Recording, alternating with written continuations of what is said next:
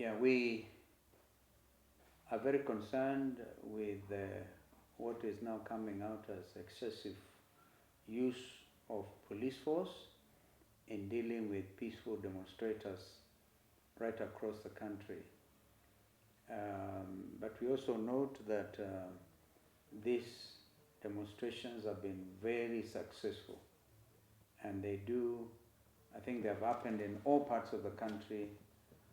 We've seen Homa Bay demonstrators, we've seen people in Eldoret, in Kericho, in Mali, the people are never left behind. We have also seen the violence meted on demonstrators in Matu, where we're getting reports of killings. We are compiling, by tomorrow we'll be issuing a comprehensive statement on these police brutalities. We've also had reports from Molo. A young person has been killed. So we are still urging the police to exercise maximum restraint, because these are people who are unharmed. Beyond that, we education, of course, to lay wreaths. That's what we promised the people. And we also said that according to us, this was going to be a public holiday. Indeed, it has turned out to be so. And William Ruto himself seems to have enabled it because of this excessive use of force, where people are kept off the streets. Parliament is barricaded, and other places.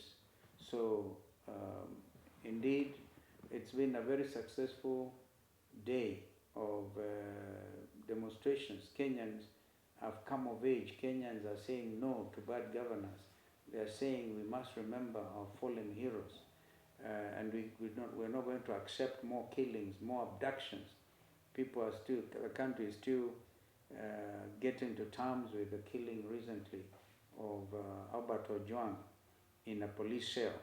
So Kenyans are rightfully angry with the misrule and the state of the nation. So we will be issuing further communication as a united opposition. Indeed, we will be trying to get together tomorrow to get a full report, countrywide report, and then issue the necessary communication. That the right to information is a constitutional right, and Article 35, and the Communications Authority is quoting Articles 33 and 34, and we must remind them that those articles are very clear that the freedom of the press is guaranteed.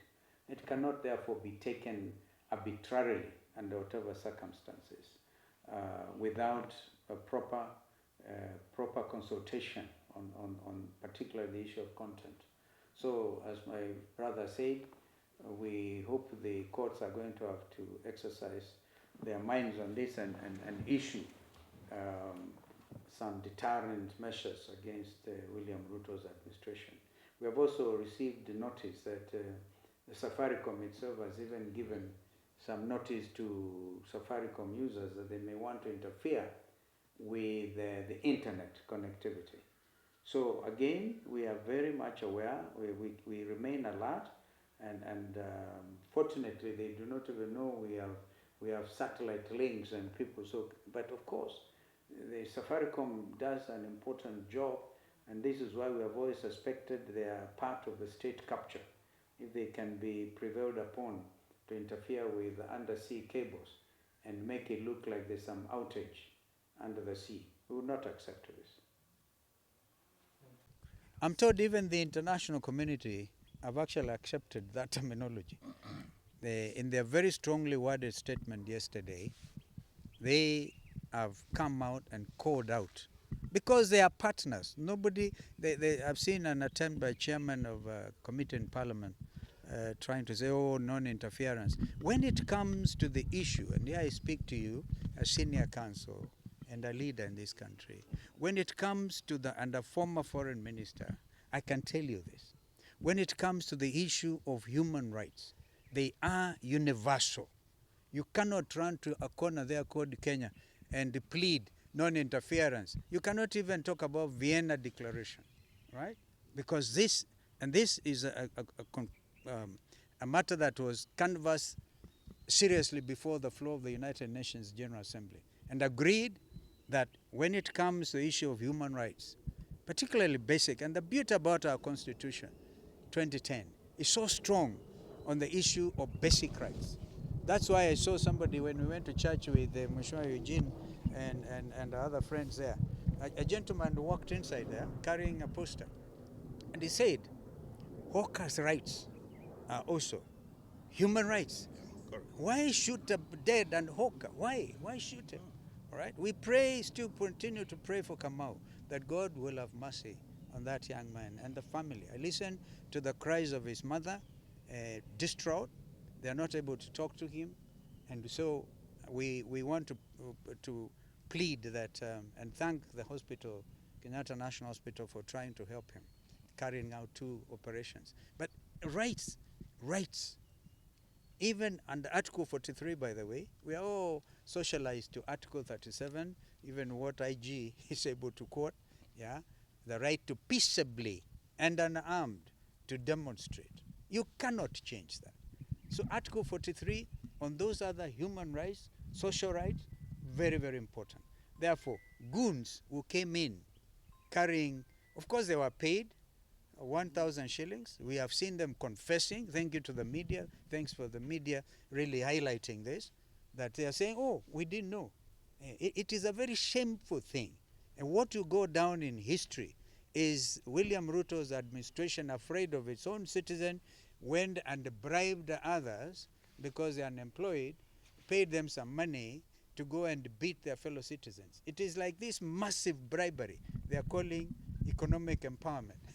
They go carrying 3 million shillings from William Ruto, 2 million shillings from Kindiki, and then after that they take the same money and they go to the next station, they do the same thing. Whom are you trying to deceive? So people are ready for that money. As Rigiji likes to say, kulia hapo, don't even take it home. All right? Yeah, last question. Empowerment. So they call it empowerment. Kenyans are beyond that. So I think that our Gen Zs and others are able to see that, the millennials, Zen Zote are able to tell these people, stop the jokes. These are serious jokes. Last question from me. And I think just before we leave the issue of goons, I think we want...